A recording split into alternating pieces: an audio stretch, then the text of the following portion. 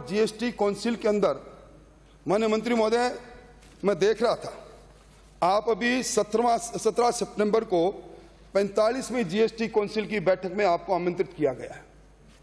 इससे पहले मैं देख रहा था आप 14 बार जीएसटी काउंसिल की बैठक में राजस्थान का प्रतिनिधित्व कर चुके हो, और मैं समझता हूं कि या तो 14 बार आप जीएसटी काउंसिल में गए तो आप अपना वो वादा भूल गए जो आप उस जन घोषणा पत्र की निर्माता कंपनी में भी थे, उसमें किरदार एक आप भी थे।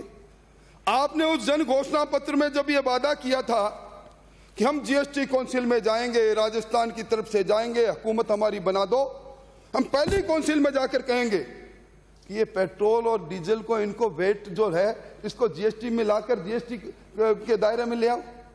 मेरा आरोप है ये सोने की आदत को बदलो। आप जीएसटी काउंसिल की किसी भी सभा बैठक में देख लो, मंत्री जी ऊँगते नजर आएंगे, और शायद इसीलिए आज तक आपने ये प्रस्ताव नहीं रखा।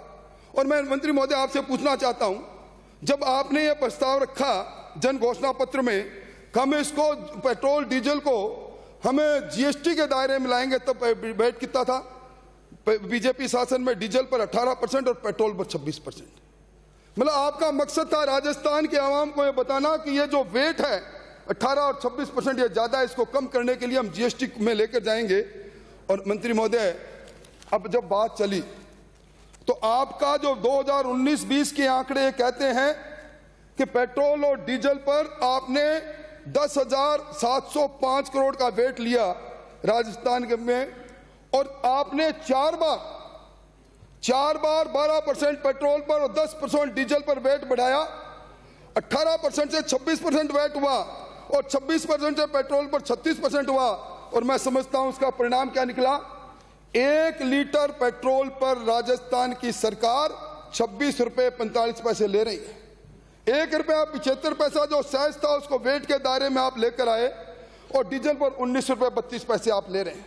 मैं समझता हूं कि बहुत बड़ी बातें आपने करी। कभी आपने साइकिल चलाई, कभी गांधी जी के स्टेच्यू पर गए, राजस्थान के लोगों को बताने की कोशिश की कि केंद्र सरकार की कमियों के कारण पेट्रोल डीजल बढ़ रहे हैं। अरे आप अपना वादा तो देखो, आपने कहा था हम जीएसटी के उस दायरे में लाकर इसको कम करेंगे।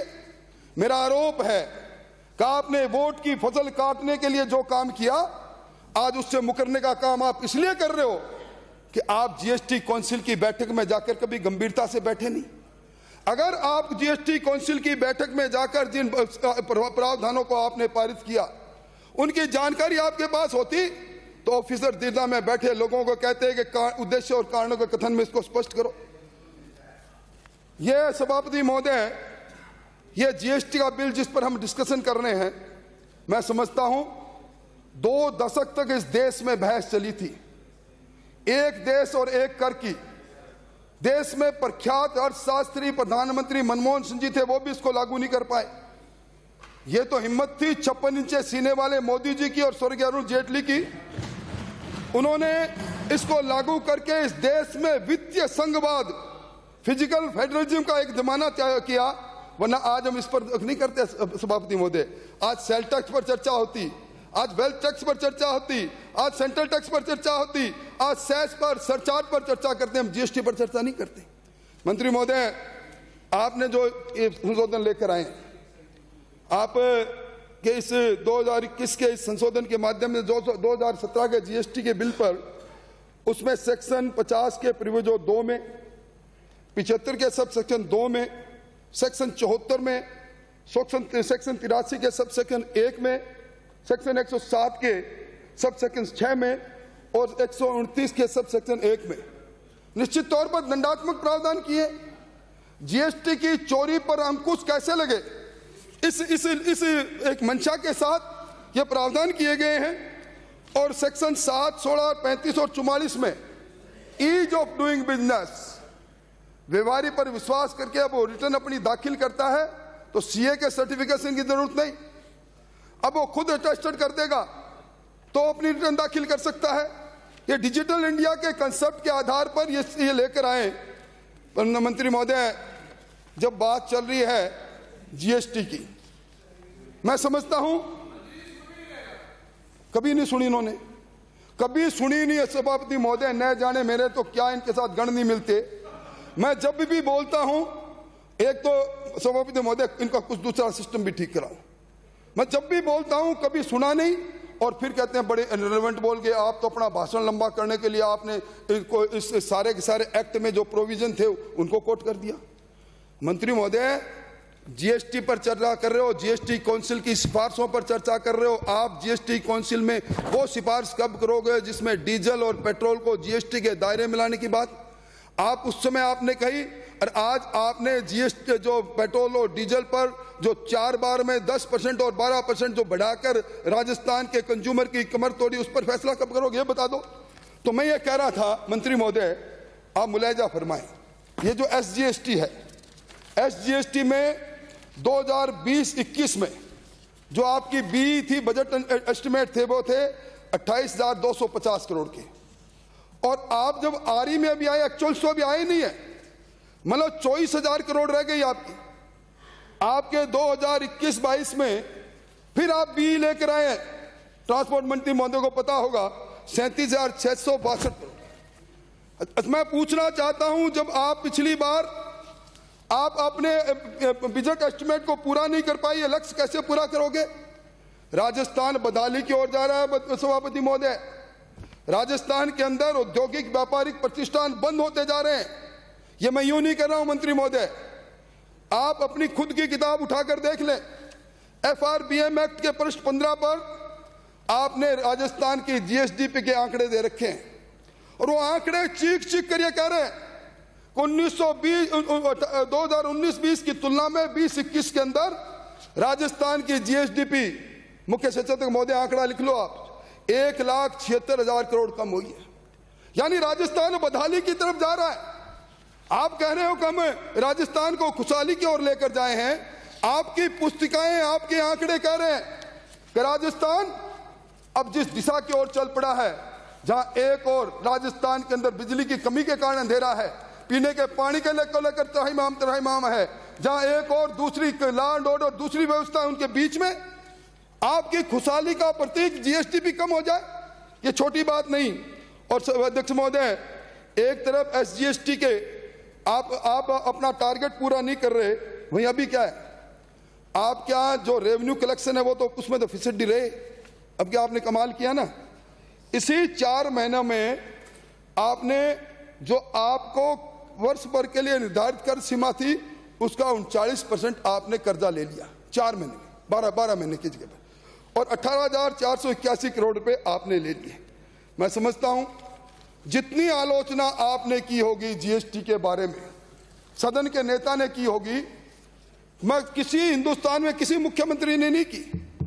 जीएसटी कंपनसेशन को लेकर जो आप लोग सदन के नेता ने एक मुख्यमंत्रियों का एक समूह बनाने की कोशिश की, और ये जो जीएसटी कंपनसेशन था जो पिछले साल का 2,59,000 करोड़ था, आपने कहा है सारे के सारे की भरपाई केंद्र सरकार करे, और उसके बाद में आप सहमत हुए 1,10,000 करोड़ जो जीएसटी कंपनसेशन के लिए भारत सरकार ने जो एक स्कीम आपको दी कि आपको ब्याज रहित ऋण रिजर्व बैंक दे, राजस्थान ने भी लिया। क्या यह सही नहीं है कि 4,604 करोड़ की फर्स्ट किस्त आपको मिली, और दूसरी तरफ आपके ऋण की सीमा को जीएसटी के 3% से बढ़ाकर 5%, 3.5% किया, 5,462 करोड़ के ऋण लेने के लिए आपको अधिकृत किया। और सभापति महोदय, मैं जैसे जीएसटीपी की बात कर रहा था जो खुशहाली का प्रतीक है, वो उसका अनुपात अगर देखें ऋण का, जो भारतीय जनता पार्टी के काल में 33.12% था, आज आपका 42% हो गया।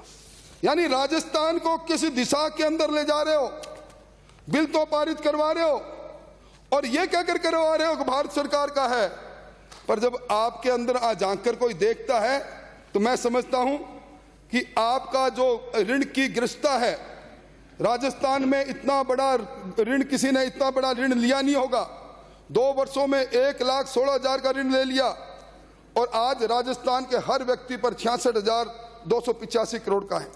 मैं इसके लिए तो आपको बधाई दूंगा, कि अभी देश की इकोनॉमी वी आकार में आगे ऊपर उठ रही है। इस बार अगस्त में जो जीएसटी का आपका कलेक्शन है वो 3,490 करोड़, पिछले वर्ष की अगस्त से 18% ज्यादा इसमें तो। पर मैं एक निवेदन करके लंबी बात नहीं कहूंगा, मंत्री महोदय कबूतर आंख बंद करके कब तक बैठा रहेगा? बहुत बड़ी घोषणाएं, लोगों को नौकरी देने की घोषणाएं, लंबे लंबे सब्ज बाग, बड़ी सी आपकी इस बार की 1,32,251 करोड़ का प्लान एक्सपेंडिचर। कभी मूल्यांकन करो ना, आपका जन घोषणा पत्र में तो 62% पूरा कर दिया, उसमें कितना परसेंट किया सामने आ जाएगा, पर कभी आपने मूल्यांकन किया कि बजटीय घोषणा का क्या हो रहा है? ये प्लान एक्सपेंडिचर, सभापति महोदय, इस सदन के अंदर बजट में कहा गया एक एक वाक्य ध्येय वाक्य है, पवित्र वाक्य है। वो प्लान एक्सपेंडिचर से उसका पैसा उसमें रिसोर्सेज को मोबिलाइज किया जाता है, पैसा उसमें वित्त पोषित किया जाता है। ये पहली सरकार है जिस सरकार के इस खोखलेपन के कारण से ये प्लान एक्सपेंडिचर अपना 2 साल का पिछली बार भी पूरा नहीं किया, इस बार तो 60% पर 40% कटौती करेंगे। ये क्यों हो रहा है? आपका कुल जो टैक्स रेवेन्यू है उससे ज्यादा पैसा आप वेतन, पेंशन और ब्याज में दे रहे हैं। मैं ऑथेंटिक आंकड़ों के आधार पर दे रहा हूं आपको। उस पिछली बार 2021 में 77,029 करोड़ रुपया आपने कर राजस्व का अपना एस्टिमेट रखा भी, इतने रुपए हमारे को कर राजस्व मिल जाएंगे। अब आरी में आएंगे कितने होंगे मेरे को पता नहीं। और वेतन, पेंशन और ब्याज बाहर था 1,11,474। कैसे घर चलेगा? पल्ले नहीं दाने, अन्ना चली बुनाने।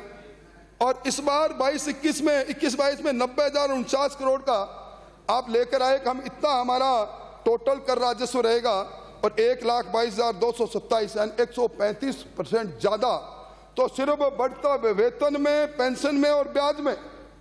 सभापति यही महोदय, यही नहीं, इस बार 28,360 करोड़ रुपए यानी टोटल टैक्स रेवेन्यू 90,000, उसमें 28,390 करोड़ 360 करोड़ 31% पैसा तो ब्याज में जा रहा है।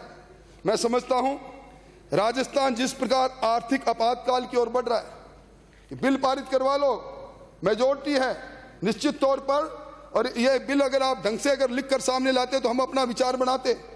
पर जिस प्रकार बेसहारा हो रहा है राजस्थान का वित्त विभाग, आज अब सिर्फ इनके पास 28 महीने का शासन हो रहा है। 28 महीने के शासन में आज तक मैं समझता हूं आधी से ज्यादा उम्र बीत गई इस सरकार की। राजस्थान में एक वित्त मंत्री के रूप में हम मुख्यमंत्री जी को एक बार देखते हैं जब बजट पढ़ते हैं, मैं समझता हूं कि कभी कोई समीक्षा नहीं। ये ऑफिसर गैलरी में बैठे वही लोग हैं जो कभी हमें सलाह दिया करते थे और आज आपको सलाह दे रहे हैं। ये गर्त की ओर राजस्थान ले जा रहे हो आप। अभी मंत्री महोदय से आपने मैराथन उत्तर दिलवा दिया ऊर्जा मंत्री जी से, पर राजस्थान के जिस गांव में जाओगे ना, और जब दोनों बिल लेकर कहेंगे ना, बीजेपी के कार्यकाल का बिल और इस कार्यकाल का बिल, तो मैं समझता हूं गांव में घुसना मुश्किल हो जाएगा। मैं मेरी बात को समाप्त करूं, मैं मंत्री महोदय आपका ध्यान, चूंकि वित्त मंत्री के रूप में आप विराज रहे हैं, आपका कर राजस्व में एक्साइज जो आपकी है, आबकारी राजस्व है, उसका एक बहुत बड़ा कंपोनेंट है। आपने 13,500 करोड़ का लक्ष्य रखा। इस बार आपने सारी पॉलिसी बदली ना। हमारे टाइम में तो एक दुकान, लॉटरी डालो, एकल दुकान की पद्धति थी। इस बार आपने खोल दिया और लो सब जने, और आपने कंपोजिट कर दिया। हम पर आरोप लगाते थे ना आप, मैं आरोप लगा रहा हूं 6,666 अंग्रेजी की अतिरिक्त दुकानें शराब की खोलने का काम आपने किया, जुम्मानी से। और इसके साथ ही जो आपकी गलत नीतियों के कारण अब जो 6 महीने में आपको 13,500 में सिर्फ 4,835 करोड़ इतना सा आया है। और इसके अंदर भी ये जो ब्रांड कर रखा है, आरएमएल ब्रांड होगा, बड़े नेताओं के डिस्टिलरी के साथ जुड़ा, मैन्युफैक्चरिंग के साथ जुड़ा। कह रहे हो ठेकेदार को 50% ले, उसका जरूरी है। मैं समझता हूं इन सारी बातों को देखते हुए सभापति महोदय मैं निवेदन करना चाहता हूं, ये जो बिल के अंदर संशोधन आए हैं, मैं समझता हूं सेक्शन 7 के अंदर जो रेट्रोस्पेक्टिव इफेक्ट से 7A जोड़ी है, उसमें निश्चित तौर पर कोई कंपनी अपने किसी सिस्टर कंपनी से अपने सदस्य के साथ अगर व्यवहार करती है तो उस पर भी जीएसटी लागू की है। 16(2) के अंदर आपने इनपुट सब्सिडी देने के लिए जो बात है वो तब तक देय नहीं होगा जब तक जिसने इनवॉइस जारी किया, जिसने इनवॉइस और डेबिट नोट जारी किया वो अपने उस रिटर्न में नहीं दिखा दे। मैं उन सब पर अगर पढ़ूंगा तो लंबा समय लगेगा, पर मैं ये कह सकता हूं कि राजस्थान की अर्थव्यवस्था आपातकाल की ओर है। राजस्थान का वित्त मंत्रालय बिल्कुल बेसहारा है और ये जो बिल इन्होंने लिखा, मैंने मेरे संसदीय जीवन में इस प्रकार का इल ड्राफ्टेड बिल नहीं रखा। इसलिए मंत्री महोदय, आप अगर उठकर क्षमा मांग लेंगे और इसको प्रवर समिति में भी सौंप देंगे तो निश्चित तौर पर बैठकर इस इल ड्राफ्ट को जो जीएसटी काउंसिल ने पारित किया, भारत सरकार ने पारित किया, उसके उद्देश्य और कारण को कथन को और इनको जरा ठीक लिख दोगे तो हमें भी खुशी होगी और हम खुशी खुशी कह देंगे कि इस बिल को पारित करो। वरना इस प्रकार का काम अब मैं समझता हूं करने वाले अधिकारियों को निश्चित तौर पर उनसे बात करेंगे। मुझे इतना ही कहना, धन्यवाद।